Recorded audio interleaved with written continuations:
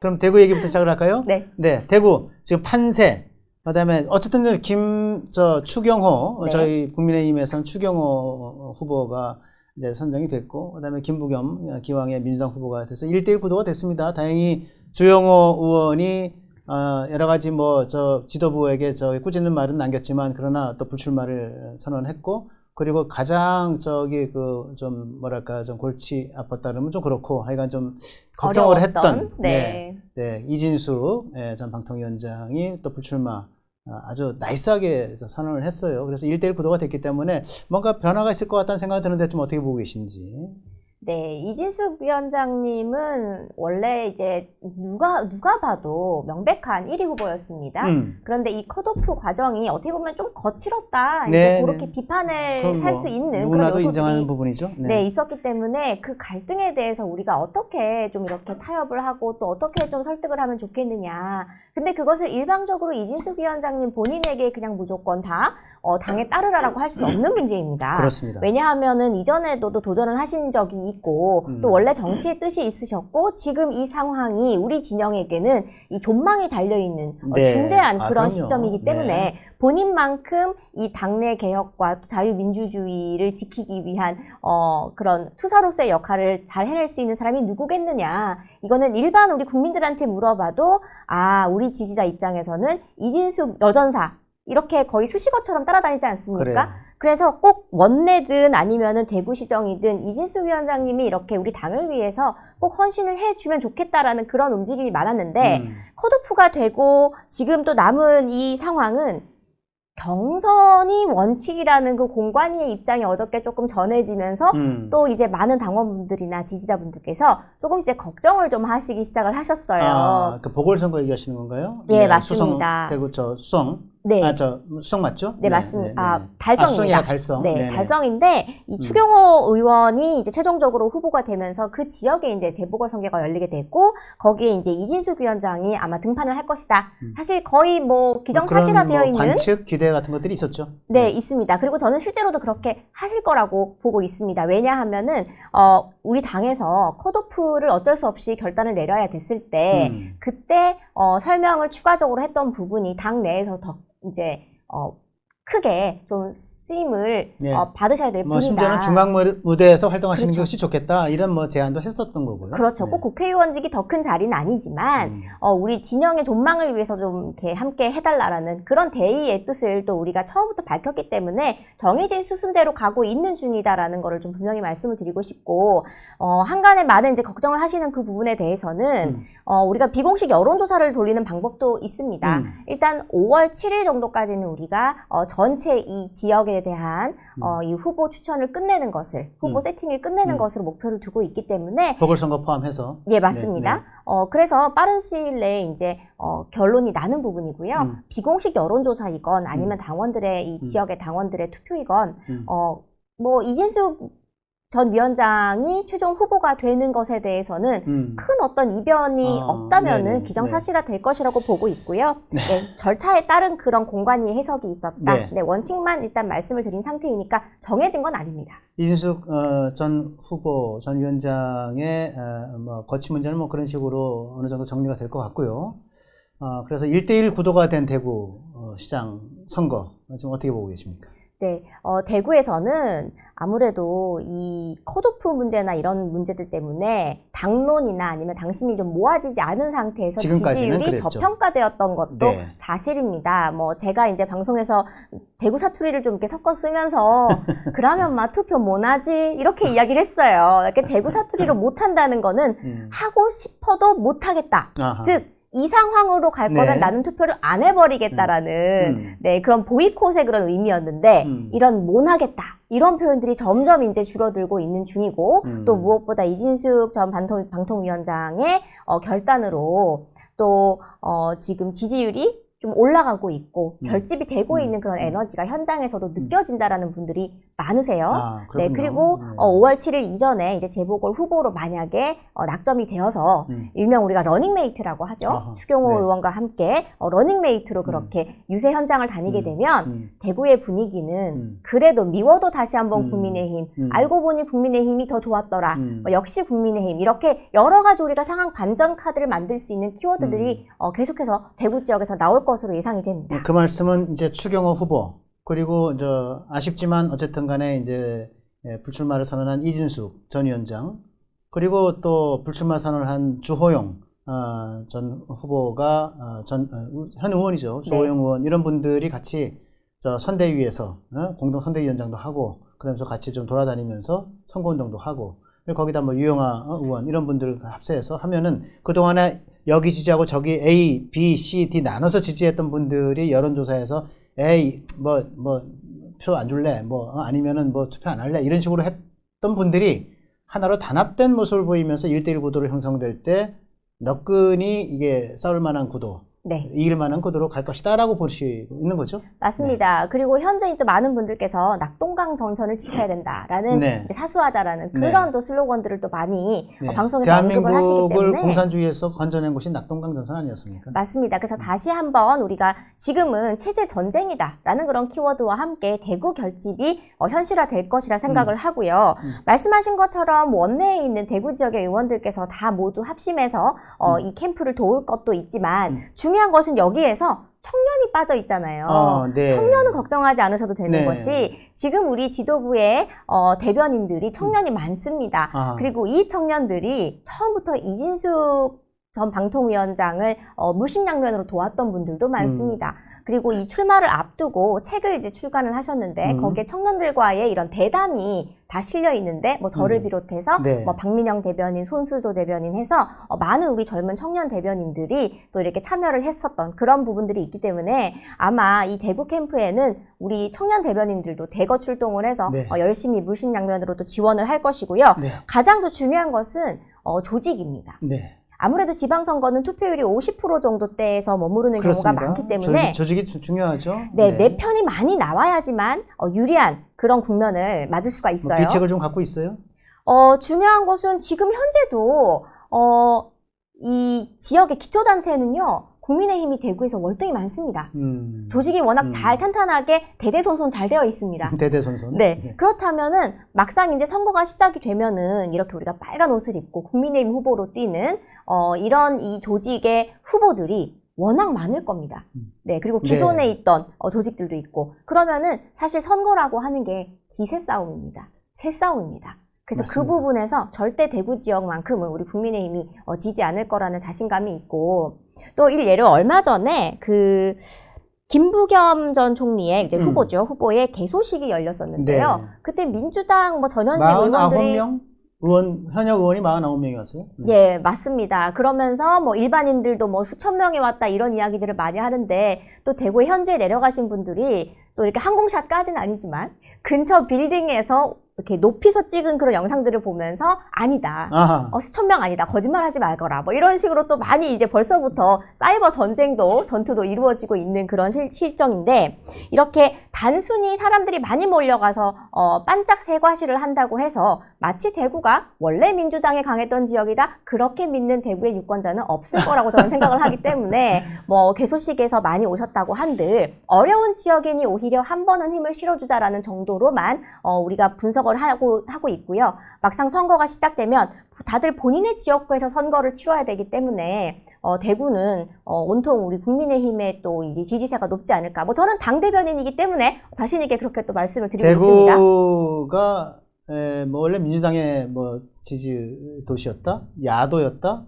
옛날에 공화당 정부 때 야도였던 적이 있긴 있어요. 부산, 대구 해서. 그리고 그 전에 또 해방 이후의 국면에서는 또 그랬던 대구 폭동 같은 것들이 있었고 했는데, 근데 제가 알기로 대구는요, 국채 보상 운동의 중심 도시, 국채 보상 운동의 발원지, 애국 운동의 발원지입니다. 네. 맞습니다. 또 이제 박정희 대통령과도 아주 끈끈한 인연이 있는 물론이죠. 도시이고, 국제보상운동은요, 뭐, 많은 분들께서 이미 아시겠지만, 나라에 빚이 너무 많아서 IMF의 경고를 받고 너무 경제가 휘청했던 그 어려운 시기에 가가호호 금리까지 가지고 와서 그래요. 나라 빚 좀 갚아보자. 네. 내 가정에 있는 내 개인의 돈을 가지고 나라 빚을 갚아보자. 요즘 그런 결단과 애국심을 가진 시민들 찾아보기 어렵잖아요. 그때 대구가 그 운동을 시작했던 도시입니다. 그런데 지금 이재명 정부에서는 현금 살포, 오히려 나라 빚을 내서 돈을 뿌리자라는 그런 정책을 예. 펼치고 있는데 이게 과연 대구 시민들, 대구 정서에 과연 맞을까? 저는 아니라고 생각을 합니다. 내가 당장은 괴로워도 우리 이 후손들에게 물려줄 자랑스러운 나라를 만들자는 애국도시이기 때문에 대구는 그런 우리의 이 진정성을 좀 알아주실 거라 생각을 하고요. 얼마 전에 모 방송에서 이인선 대구 시당위원장, 현 이제 수성구 의원이죠. 네. 분께서 이제 출연을 하셔서 이 대구에 대한 여러 가지 이제 이야기들을 해주셨는데 그 중에서 저는 좀 인상적이었던 것이 김부겸 전 총리가 당시에 대구의 수성구에서 의원을 한번 당선이 되어서 직을 했던 적이 있습니다. 4년이죠. 그런데 그때 정말 일을 잘했느냐? 그러면 그때의 기억을 떠올려 본다면 대구 시민들이 김부겸 전 총리를 뽑을 것인가?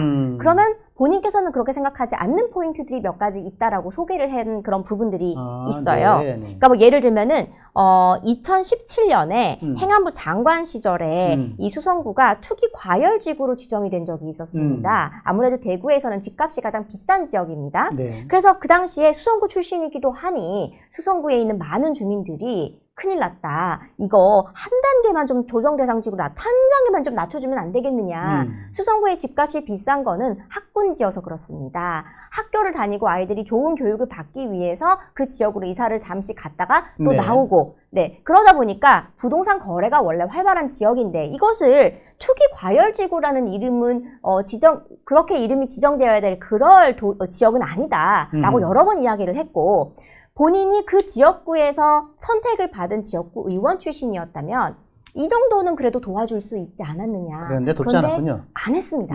그래서 그 부분에서 대구시에 있는 많은 분들이 너무나 큰 실망을 했었고요. 네. 그리고 이후에도 총리 시절에 그 공학 문제가 있었습니다. 신공학 문제. 그때도 도와준 것이 결론적으로 없습니다. 지금까지도 없습니다. 네, 그리고 2019년에 그 처음으로 이제 학자들 사이에서, 경제학자들 사이에서 대구 경북 통합 얘기가 나왔어요. 네. 지금도 통합 노래를 하고 있지만 처음 나왔던 거는 김부겸 총리 그때 당시부터 나왔던 것인데 실제로 그분께서 그것을 추진하기 위해서 노력을 했다면 지금 이런 상태로 방치가 되었겠습니까? 알겠습니다. 네. 예.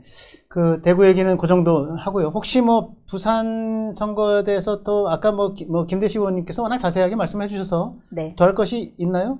한 가지 있다면 어떤? 예, 저는 사실 우리 박민식 전 장관. 네네. 아주 공식 후보는 아니지만. 예, 거의 유력시 되는. 네네. 아무래도 뭐 이영풍 대표도 있지만 지금 표차가 좀 부산 북갑 많이 얘기입니다. 네. 나고 있어서 네. 이제 제가 박민식 전 장관 이야기를 좀 하자면 그 아버님이 이제 박민식 전 장관이 태어나기 전에 이미 이제 전쟁에 나가서 네, 이렇게 돌아가신 걸로 맞습니다. 저는 그렇게 알고. 베테랑이었죠. 예, 그렇죠. 그래서 그런 이제 아픈 그런 과거가 있고 어린 시절에 유년기에 어려움이 있었지만 그것을 딛고 고시도 2번이나 이제 맞습니다. 패스를 하고 행시, 너무 사시 다 됐죠. 예, 맞습니다. 정말 어려운 일인데. 예, 뭐 네, 그리고 천재과죠. 네. 예, 맞습니다. 그리고 누구보다 정말 가슴이 뜨겁고 기본적으로 사람에 대한 예의가 너무나도 멋진 그런 분이에요. 네. 그리고 저는 개인적으로 그 김금혁 전 그 보훈부 장관 보좌관과 좀 당 대변인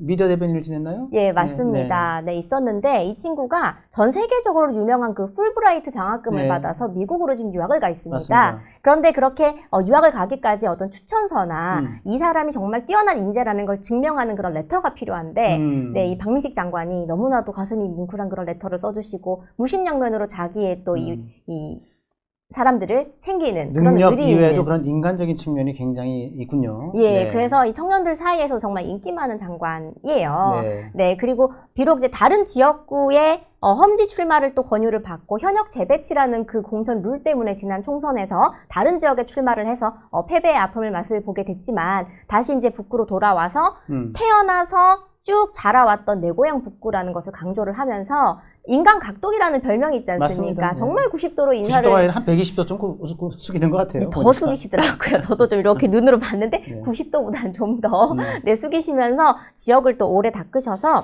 결국에는 그렇습니다. 무소속으로 출마한 그 한동훈 후보 같은 경우에는 박민식, 하정우 이런 다른 후보들보다는 이재명과 나와의 싸움이다라고 해서 뭔가 이 미니 대선 같은 느낌을 많이 이제 연출을 하고 있는데, 물론 그런 부분도 중요하지만 이재명 대통령과의 전선을 이제 형성하게 되는 거는 서열상으로 봐도 장동혁 대표입니다. 그래서 지금 북갑의 이 선거만큼은 지역의 대표 아닙니까? 네. 그러면 지역을 누구보다 잘 알고 네. 지역민들이 이 북구 같은 경우는요, 저도 이제 부산에 친척도 있고 해서 좀 얘기를 들어보면은 이 지역 개발에 대한 열망이 부산에서 가장 높은 지역입니다. 그만큼 과제들이 산적해 있는데 이 지역을 지역 출신들이 제일 알 것이다. 그럼요. 네. 애착 있는 사람을 뽑으려고 하지 않을까라는 그런 생각이 들고요. 한 가지만 제가 또 말씀드리고 싶은 것은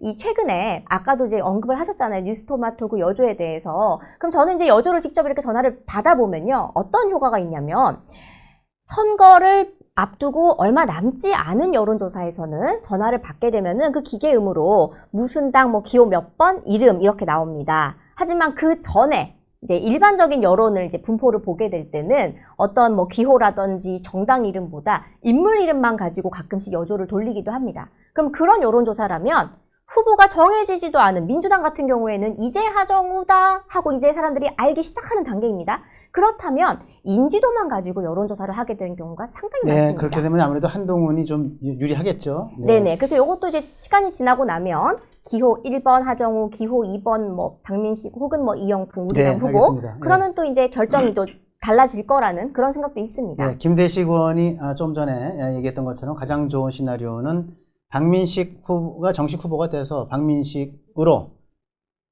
한동훈이 단일화돼서 박민식 후보로 단일화돼서 하정우를 이기는 구도가 가장 좋은 시나리오라 얘기했습니다. 그래서 그렇게 되는 그림을 한번 그려보고 있습니다. 네, 마지막 배현진 건인데 그거는 좀 짧게 그러나 핵심만, 저는 제가 볼 때 배현진 의원은 그 국민의힘 서울시당 위원장이 아닌 것 같이 보여요. 어떻게 된 겁니까? 저도 부산시당 위원장인 줄 알았습니다. 그러니까요. 무소속당 부산시당 위원장 아닌가요? 그렇죠. 당을 빼야 되겠습니다. 근데 왜냐하면 지금 이 선거를 앞두고 당내에서 여러 가지 이제 내부 총질이나 당내 인사에 대한 건 언급은 좀 피해달라고 했기 때문에 저희 대변인들도 상당히 조심을 하고 있지만, 지금 이 부분은요, 우리 당의 지지율이 많이 낮아졌다라고 말씀을 하는 그 분이 오히려 이 당내 지지도를 떨어뜨리는 그런 원인 제공을 하고 있는 것만큼은 우리가 좀 지적을 할 필요가 있다고 보는데, 저는요, 비판을 하는 방식도 문제이고 이 비판의 내용도 문제라고 생각을 해요. 네. 방식은 첫 번째로 무엇이 지금 문제냐면은 당 내에서 일어난 일이잖아요. 네. 그러면은 꼭 이렇게 SBS나 다른 방송에 나가서 JTBC나 어떤 방송에 나가서 이것을 공개적으로 이야기를 하게 되면 우리 당이 선거 국면에서 제시하고 싶은 여러 가지 아젠다 이슈가 있습니다. 근데 다 묻힙니다. 네. 그냥 헤드라인은 당내 내부 총질로만은 채워지게 됩니다. 네, 그래서 그런 문제가 있고, 의원들끼리의 단톡방도 있고요. 그 다음에 의총도 있고요. 아니면은 당대표실이, 장동혁 체제에서는 당대표실이 늘 언제나 열려 있습니다. 똑똑똑만 하면 누구나 들어갈 수 있습니다. 네. 그럼 들어가서 직접 면담을 하고 시정 요구를 하면 되는 것입니다. 그런데 굳이 방송에 나가는 게 한 번, 두 번도 아니고 지금 수차례 그렇기 때문에 이럴 때는 우리가 좀 제지가 필요하다라고 저는 생각을 하고요. 그리고 최근에 이 비판의 내용도 좀 문제가 되고 있는데요. 모 방송에서 본 적이 없는 촌극이다. 그리고 엉터리 브로커에 속아서 갔다. 억 단위의 당비가 소요돼서 당무감사감이다. 아무도 신경 안 쓰며 당대표 지금 고리 상태나 마찬가지다. 가짜뉴스. 네, 사실이 아닌 추측만을 가지고 이 내부 총질을 한다. 그래서 이 내용도 정말 문제라고 지금 생각을 하고 있습니다. 당무감사, 억대 단위도 사실 아니거니와 이 당무감사를 하자고 들면요. 사실 제가 총선백서 팀에 또 있지 않았습니까? 예. 네, 지난 총선부터 해서 당무감사 할 것을 차례대로 그러면 순서대로 해봐야지 선거 앞두고 당무감사를 꺼내는 것도 사실도 아닐 뿐더러 이거는 당에 대한 예의도 아니다 라고 저는 생각을 합니다. 알겠습니다. 예, 오늘 말씀 여기까지 듣겠습니다. 지금까지 국민의힘 김의원 대표님과 함께 대국민 앞담화 알아봤습니다. 곧 이어서 허민의 뉴스쇼 마지막 코너 예정되어 있으니 여러분 채널 고정 부탁드립니다. 오늘 말씀 감사합니다. 감사합니다.